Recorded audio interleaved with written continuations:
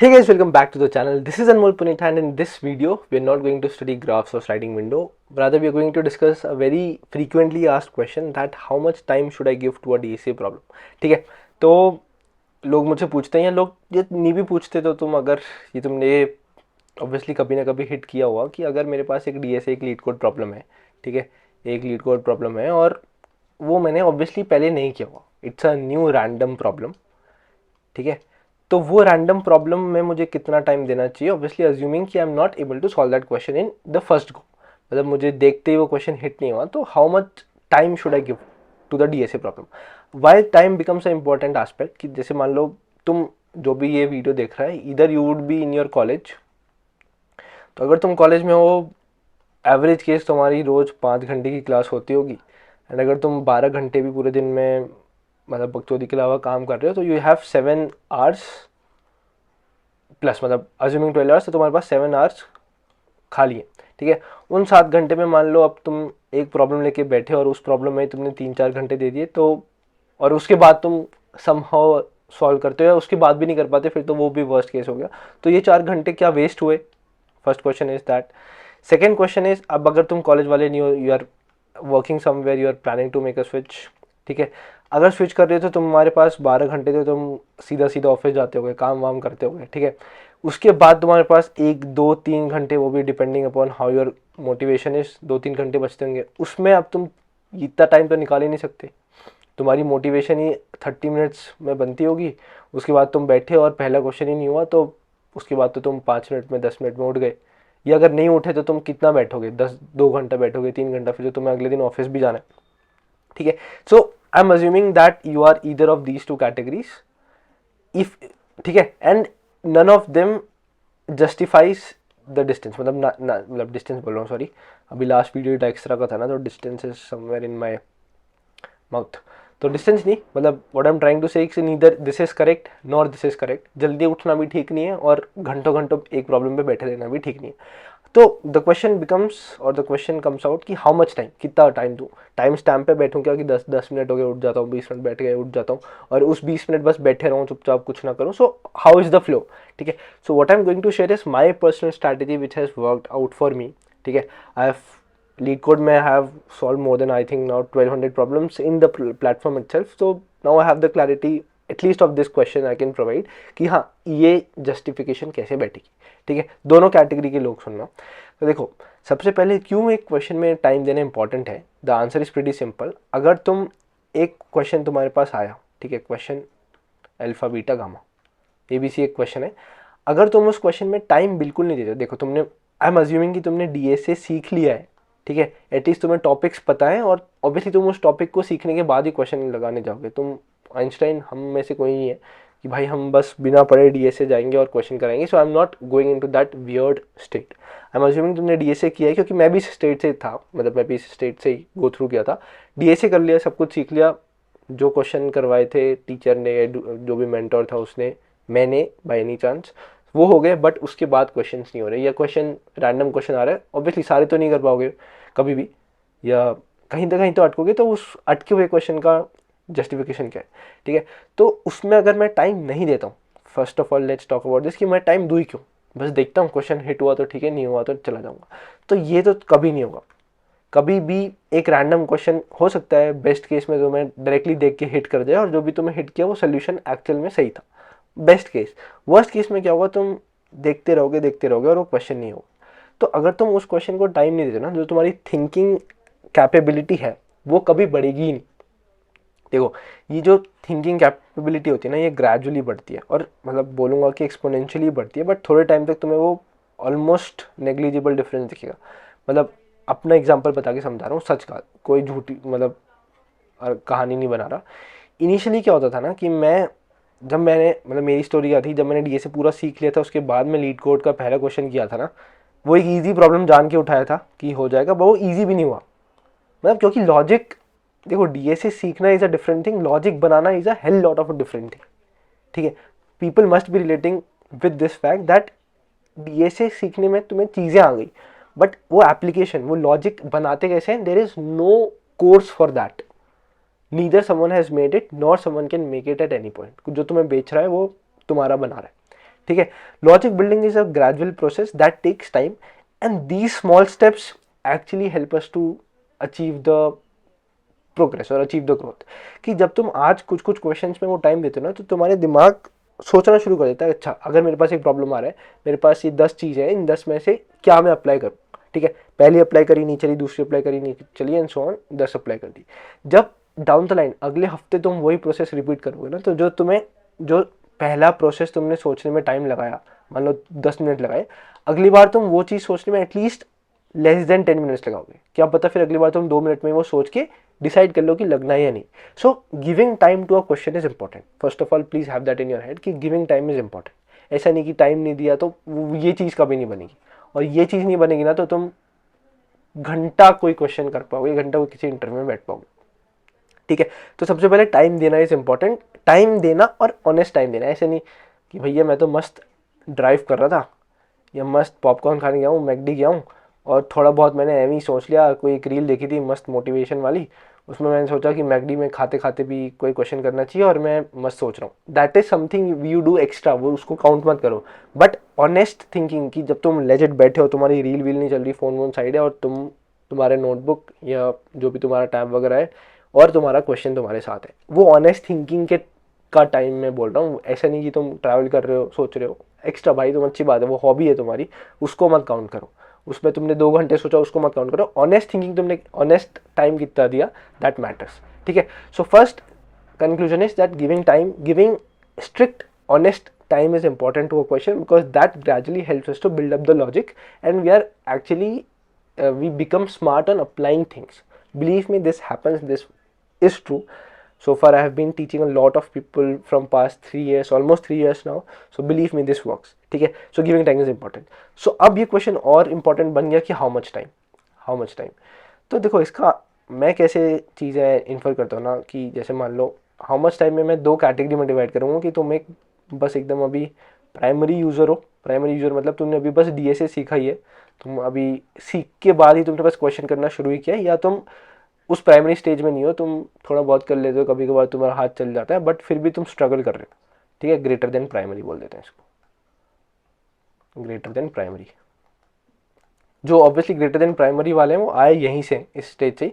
तो पहले 2 मिनट इनके लिए भी सुन लो. ठीक है, इस स्टेज में अगर तुम हो तो तुम्हें आइडली थोड़ा सा ज़्यादा टाइम देना चाहिए. मतलब अगर मैं अपनी जर्नी बताऊँ तो मैं क्या करता था, I use to give 30 to 40 minutes of honest time, जिसमें मैं हूँ, क्वेश्चन है और पेन पेपर है. तीसरा कोई ना रील चल रही है, ना खाना पीना हो रहा है, ना किसी से बातचीत हो रही. ठीक है, 30-40 मिनट के ऑनेस्ट टाइम. वो भी ऐसे नहीं कि 30-40 मिनट बैठे हुए हैं कि भाई अच्छा क्वेश्चन तो नहीं हो रहा, क्या करें. नहीं, ऐसे नहीं भाई. 30-40 मिनट में if you are able to gradually think something कि हाँ ये क्वेश्चन है, इसमें ये पॉइंट्स हैं, इन पॉइंट्स पे क्या स्लाइडिंग विंडो लग रहा है, क्या प्रीफिक्स सफिक्स लग रहा है, क्या ये ग्राफ का क्वेश्चन है, क्या ये ट्रीज का क्वेश्चन है, क्या ये डीपी का क्वेश्चन है, रिकर्शन बैक ट्रैकिंग क्या लग रहा है, तुम किसी एक डायरेक्शन में दिमाग लगा पा रहे हो. चाहे गलत है सही है, अभी मैं कुछ नहीं कह रहा, बट दिमाग लगाओ. You should process. अब क्या होगा, ठीक है, तो उस टाइम ड्यूरेशन में तुम्हें कोई भी आइडिया जो हिट किया, उस पर तुम अपना काम शुरू करते हो. So that is one thing. अगर तुम उस स्टेज में नहीं हो कि तुम थोड़े बहुत तुमसे सवाल होते हैं बट फिर भी तुम स्ट्रगल कर रहे हो, तो तुम्हें मैं बोलूँगा कि तुम्हें 20 से 25 मिनट में आइडिया लग जाता है कि तुम वो क्वेश्चन कर पाते हो या नहीं. ठीक है, जादू नहीं हो जाएगा कि अब तुम्हें कुछ नया इन्वेंशन कर लोगे, बट 20-25 मिनट में अगर ध्यान से सोचो, क्या पता 25th मिनट में वो सोल्यूशन हिट कर जाए. So this is a good time which I believe works for both the cases, चाहे तुम कॉलेज वाले हो, स्विच वाले हो, या एक थर्ड कैटेगरी के हो. ठीक है, नन ऑफ द अबव. इस टाइम ड्यूरेशन में अब करना क्या है, तुम्हें ऐसा नहीं करना कि मतलब बस बैठे रहे, सोचते रहे या कुछ भी. तुम्हें प्रोग्रेसिव थिंकिंग करनी है. There is something called progressive thinking. ठीक है, प्रोग्रेसिव थिंकिंग मतलब तुम जिस भी पॉइंट से स्टार्ट कर रहे हो T0 पे, मतलब फर्स्ट मिनट पे तुमने जो भी सोचा, डाउन द लाइन तुम चीज़ें तुम्हारे दिमाग में ऐड होनी चाहिए. ठीक है, दिमाग में ऐड होनी चाहिए मतलब जैसे मान लो मुझे क्वेश्चन दिया है सब एरे रिलेटेड, एक बस एग्जांपल पिक कर रहा हूँ. तो सब एरे अगर है तो मेरे दिमाग में पहली चीज़ आती है स्लाइडिंग विंडो. क्या स्लाइडिंग विंडो लग सकती है, मैंने देखा, अगर नहीं लगी तो मैंने एटलीस्ट ये कंक्लूड कर लिया कि स्लाइडिंग विंडो नहीं लगती. ठीक है, मान लो फिर मुझे लगा यार प्रीफिक्स सफिक्स से हो सकता है, प्रीफिक्स सफिक्स का लग रहा है टॉपिक. प्रीफिक्स सफिक्स मैंने सोचा कि क्या वो हेल्प कर सकता है, तो मैंने ट्राई किया, मुझे एक हिंट आई कि हाँ दिस इज़ एप्लीकेबल.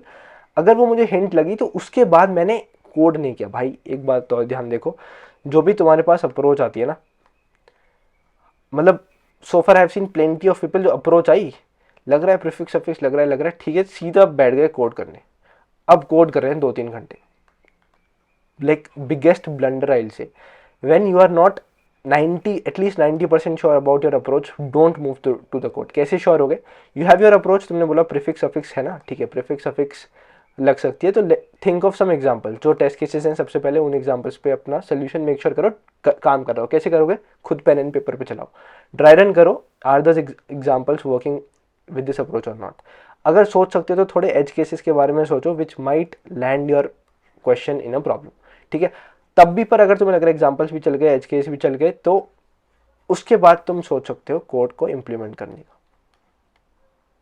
बट मान लो अगर नहीं प्रीफिक्स सफिक्स समझ आए तो ठीक है, फिर तुमने कुछ और सोचा कि ठीक है प्रीफिक्स सफिक्स भी नहीं, स्लाइडिंग विंडो भी नहीं, क्या कुछ थर्ड अप्रोच चल सकती है नहीं, ठीक है। ये चीज़ तुम्हें अपने टाइम स्लॉट में फटाफट सोचनी है, क्योंकि आइडली तुम हो सकता है अभी 2-3 घंटे ले रहे हो और फिर तुम्हारा कोई प्रॉब्लम सोच पाते हो। होता है भाई, मेरे साथ तो मुझे तो 1.5 घंटे भी मैंने दिए, 1.5 आवर, बट फिर भी कहीं नहीं आया, तो वापस I was just getting the fact कि अच्छा ये तो सिंपल ग्रीडी का क्वेश्चन था, ये सिंपल बैक ट्रैकिंग का क्वेश्चन था, जो भी था, ठीक है। So this is the point, this approach works, what ever you do should be a, मतलब क्या बोलते हैं, स्टेप वाइज मैनर में तुम्हारे अप्रोच होनी चाहिए। तुम जिस भी कैटेगरी के हो, प्राइमरी ग्रेटर देन प्राइमरी, तुमने अपना निर्धारित समय दिया, नहीं हुआ तो उसके बाद क्या किया मैंने, वो अभी उस पॉइंट पे आएंगे कि अगर अप्रोच नहीं बनती। बट इस पॉइंट पे मैंने इतना टाइम दिया, चीज़ें सोची, क्या क्या प्लान आउट हो सकता है ये सोचा। तो देखो, जो मैं अभी लॉजिक बिल्डिंग की बात बता रहा था ना, तो इस टाइम में जब तुम, इस टाइम जैसे 20 मिनट है, 25 मिनट है, 30 मिनट है, इस टाइम सिर्फ तुम हो, तुम्हारे साथ तुम्हारा एल्गोरिदम है और तुम आपस में मन में बतिया रहे हो, ठीक है। There is nothing third, so you actually get more time to, like वो क्वालिटी टाइम जो तुम बनाते हो ना अपनी बंदा बंदी के साथ, so that actual time helps you, right. So that time you are actually giving to a problem, to a topic, to a pattern, and that is how your logic actually builds. This is, मतलब एक बार तुम इस चीज़ पे काम करना शुरू करो, believe me, तुम कंसिस्टेंट हो ना, तुम मेरे लिंक्डइन पे डीएम पे आओगे कि भैया दिस अप्रोच हेल्प, या भाई this approach help, whatever you call me, but yeah this works, ठीक है। Now coming to the question कि व्हाट इफ इसके बाद भी क्वेश्चन हो, मतलब मैं 30 मिनट सोचा, बहुत ऑनेस्टली सोचा भैया, मतलब मैं बोलता हूँ कि मैं अपनी अप्रोच पे खुद काम किया, 30 मिनट सोचा, सारे अप्रोच चल गए, बट मुझे फिर भी एक strong positive point नहीं मिला that it should work. So another mistake which we people do, that we take question on our ego, we take question on ego कि अच्छा 30 मिनट दे दिए ना, अब 30th मिनट के आसपास जो भी सोल्यूशन मेरे दिमाग में चल रहा होगा वही पक्का आंसर होगा, let's try to code. Again a big blunder, इसकी वजह से तुम्हारा टाइम वेस्ट होता है भाई। एक्सेप्ट इट ना that you are not able to solve it, और you tried your best, still you are not able to solve it. फिर भी जो तुमने 30 मिनट का टाइम दिया ना, that is going to help you, उसको तो अपनी बकेट में रख लो। बट अब अगर नहीं जमा तो सीधा कोड पे मत लेके जाओ उसको, then try to read the hints of the question, then try to, अगर हिंट्स नहीं काम करती तो हिंट्स के बाद तुम एडिटोरियल में जाके क्वेश्चन का इंट्यूशन समझते हो, इंट्यूशन समझने के बाद तुम उसका एल्गोरिदम देखते हो। डायरेक्टली कोड का सोल्यूशन नहीं देखते कभी भी, कोड देखा, कॉपी किया, पेस्ट किया, चला दिया, नहीं। मैंने हिंट्स देखी, क्या मैं सोच पाया, नहीं। क्या मैंने एडिटोरियल लिखा, क्या मैं सोच पाया, एल्गोरिदम देखा, उसके बाद अप्रोच अगर उसने और अच्छी से लिखी है तो अप्रोच ही देख ली, then I again try to code on my own, because if I am coding on my own, it is 100% sure कि I am thinking on my own. अगर खुद का कोड नहीं है, कोड कॉपी पेस्टेड है, उसको जस्टिफाई तो तुम कर ही दोगे भाई। एक चलते हुए कोड को जस्टिफाई करना तो सबसे आसान एग्जाम्पल है, वो तो कुछ भी नहीं तो जिसको सी प्लस प्लस आती है, जिसको वो लैंग्वेज आती है, वो जस्टिफाई कर देगा, हाँ ये ऐसे काम कर रहा है, ये ऐसे काम कर रहा है, पता है ना, क्योंकि कोड चलता है। कोड अगर खुद का लिखा एल्गोरिदम तुमने समझ ली तो तुम्हें सी प्लस प्लस या जावा या जिस भी कोड में तुम लिखते हो वो लैंग्वेज तो आती है, फिर वो चीज़ चल क्यों नहीं रही, ठीक है। तो that is how you actually take things, that is how much time you are expected to give to a question, and it's a journey, it's not कि वन डे, लाइक आज इंडिया चैंपियंस ट्रॉफी जीती तो वो सिर्फ कल रात practice की होगी और आज जीत गई, नहीं नहीं, it's a journey, right, it's a journey of years and years and years. So 10, मतलब यहाँ पे ईयर्स तो नहीं लगते, but still some weeks, some months, at least some days for sure, but हाँ, weeks, months can also pass, but believe me, this is a time taking journey. Be consistent, be solid on your fundamentals, and have these things in your head. I'll be talking about more such things down the line in the coming up weeks or days. But yeah, I hope I gave enough justice to this question and a lot of things are clear in your head as well. That's it for today's video. I'll see you guys in the next one. Thank you. Thanks a lot. It's not a game, it's a rap.